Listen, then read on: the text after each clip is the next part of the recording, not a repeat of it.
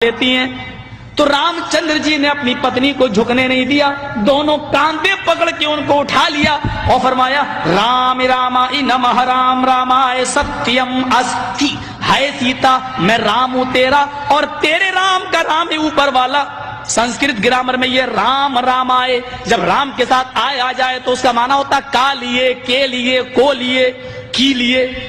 राम रामाय, राम के लिए नमस्कार करो, झुको, यानी अपने राम के सामने नहीं बल्कि उस राम के सामने जो तेरे राम का भी राम है।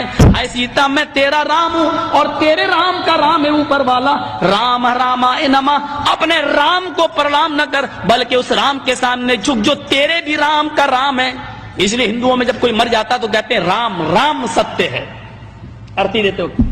अर्थी देते वक्त शमशान घाट में ले जाते वक्त क्या कहते हैं? राम राम सत्य है। अब बदल दिया, कहने लगे राम नाम सत्य है।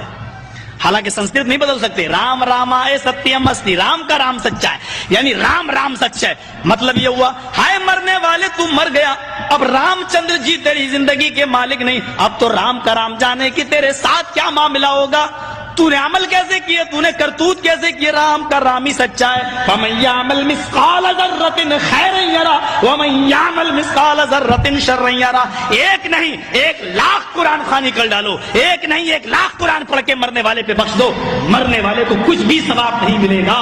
उसकी अपनी जिंदगी में जो उसने अमल किए होंगे वही उसके काम आएंगे। अगर कुरान खानी करके किसी को बख्शने से सवाब मिलता होता और कोई आदमी जन्नत में जाने वाला होता, कुरान के बख्शने से तो इंदिरा गांधी तो जन्नतुल फिरदौस की वारिस हो जाएगी। हमारा बाप मरता है तो एक कुरान पढ़ा जाता है ना। इंदिरा गांधी मरी तो जमीर फरोश कठ मुल्लाओं ने, अपने जमीर और अपने ईमान को बेचने वाले मुल्ला और मौलवियों ने उसकी समाधि पर 3 कुरान खानी की है। सिर्फ कांग्रेस से पैसा वसूल करने के लिए 3 कुरान। एक कुरान जिस पर पढ़ के बख्श दिया जाए तुम्हारा बाप जन्नत में चला जाए, 3 पढ़े जा रहे हैं, क्यों नहीं जाएगा? साहब वो काफिर है। काफिर कहां है? नहीं, वो कलमा नहीं पढ़ता। जो कलमा तुम पढ़ते हो वो भी तो वही कलमा पढ़ता है। तुम कहते हो ला इलाहा इल्लल्लाह मुहम्मदुर रसूलुल्लाह, उसके यहां पर भी तो यही कलमा लिखा हुआ है। अथर्ववेद के 20वें कांड में, और पंडित मरने से पहले अपने बेटे को वही अंकही के जुमले सिखलाता है। ला इलाहा हरणे पापन इल्लल्लाह परम पिदम, तू जो चाहे स्वर्ग तो जपे नाम मुहम्मदम। हाय मेरे बेटे, मरने से पहले ला इलाहा इल्लल्लाह पढ़ लेना, तेरे सारे पाप मिट जाएंगे। ला इलाहा हरणे पा इल्लल्लाह, ला इलाहा हरणे पापन इल्लल्लाह परम पिदम, ला इलाहा इल्लल्लाह पढ़ लेना, तेरे सारे पाप हरण हो जाएंगे, मिट जाएंगे। यही तो अल्लाह के नबी ने कहा था इन्नल इस्लाम यहदिमु मा कान क़ब्ला, इस्लाम ले आओ। इस्लाम कब लाया जाता है? जब कलमा पढ़ा जाता है। मा कान क़ब्ला, जितने भी गुनाह तुमने किए हैं सारे के सारे गुनाह माफ हो जाएंगे। जो कलमा तुम पढ़ते हो वही तो वो भी पढ़ते हैं। फर्क इतना है। दलील क्या है? तुम खड़ी मूर्ति की पूजा कर रहे हो, वो पड़ी मूर्ति। एक पड़ी मूर्ति की, एक खड़ी मूर्ति की। ये शंकर भगवान की मूर्ति है, ये बड़े पीर साहब का या निजामुद्दीन औलिया का मजार है, ये अहमद रजा खां का मजार है। ये खड़ी मूर्ति है, ये पड़ी है।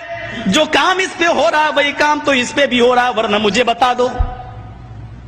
हिंदू चुनरी चढ़ाए मूर्ति पे तो काफिर, तुम चादर चढ़ाओ तो पक्के मुसलमान, वो हार डाले तो काफिर, तुम फूल बरसाओ तो पक्के मुसलमान। ये कोई चीज खाने की मूर्ति पे चढ़ाए तो कहे प्रसाद, प्रसाद खाना हराम। यहां पर कोई चीज चढ़ाई जाए उसको कहो तबर्रुक है, और ये खाना बड़ा मुबारक। हिंदू मूर्ति धोकर उसका पानी पिए और कहे कि ये गंगा जल से ज्यादा पाक पवित्र है, इससे बीमारियां सही हो जाती हैं। मुसलमान उर्स के मौके पर कब्र धोकर पानी उसके बोतलों में भरे और कहे कि इसके आगे तो जमजम भी फेल है, तो ये पक्का मुसलमान। جو کام اس پہ ہو رہا ہے وہی کام تو اس پہ ہو رہا ہے. اور آج میں فتویٰ دینے کا عادی نہیں ہوں، لیکن آج جذبات میں ہوں، میں یہ فتویٰ دے کے چلا جاتا ہوں. میرے پیارے ساتھیوں، اللہ کی قسم، اگر بھارت کے اور پاکستان کے، ہندوستان اور پاکستان کے، ہندوستان کا یہ 20 کروڑ مسلمان اور پاکستان کا وہ 15 کروڑ 10 کروڑ مسلمان، اگر یہ چادر چڑھانے کے بعد، چنری چڑھانے کے بعد، تبرک کھانے کے بعد اگر یہ جنت کے اندر چلا گیا تو کعبے کے رب کی قسم کھا کے کہتا ہوں کہ بھارت کا 60 کروڑ ہندو بھی ایک ایک کر کے جنت میں چلا جائے گا. اور اگر بھارت کا ہندو جنتی نہیں ہے تو اتنا یاد رکھنا کہ پھر تم اپنے مسلمان ہونے کا سرٹیفکیٹ پیش کرو. تم وہ جہنم میں کیوں جائے گا؟ اگر وہ ان کاموں کی وجہ سے جہنم میں جا رہا ہے تو تم یہ کام کیوں کر رہے ہو؟ تمہارے اندر یہ کام کیوں پائے جا رہے ہیں؟ تم بھی تو وہی کام کر رہے ہو. ارے اس نے تو پھر بھی مورتی لگا رکھی ہے، تم نے تو پتہ نہیں کس کو گاڑ دیا اور نام ہی اس کے بدل دیے. اللہ جانے اس میں حقیقت میں وہ ہے بھی یا نہیں ہے. مسجد میں ہوں، اللہ کے گھر میں، اللہ کے گھر سے بڑی کوئی جگہ نہیں ہوتی ہے. میں نے بنارس میں اپنی آنکھوں سے دیکھا، اپنی آنکھوں سے ننگا بیٹھا رہتا تھا. جینیوں میں جیسے ننگے بابا ہوتے ہیں نا، انڈیا والوں کو اچھی طرح معلوم ہوگا، وہ گھومتے ہیں آگے اور پیچھے پیچھے عورتیں چلتی ہیں، ان کے دودھ سے نہلایا جاتا ہے. جو گربوتی عورتیں ہوتی ہیں وہ دودھ جب بہتے ہوئے اس بابا کی شرمگاہ کے پاس سے آتا ہے تو اس کو بھر لیتی ہیں. گربوتی عورتوں کو پلایا جاتا ہے تاکہ بچہ نیک پیدا ہو. میں نے نوائے اسلام میں ایک موضوع لکھا تھا کہ اس سے بچہ نیک پیدا ہوگا. بے شرم، یہ تو خود ہی پتا چلے گا. کیس چل گیا تھا میرے اوپر. غور کریں آپ، ننگا بیٹھا رہتا تھا، ایک ٹائم کی نماز نہیں پڑھتا تھا، اس کو وضو بنانا نہیں آتا تھا.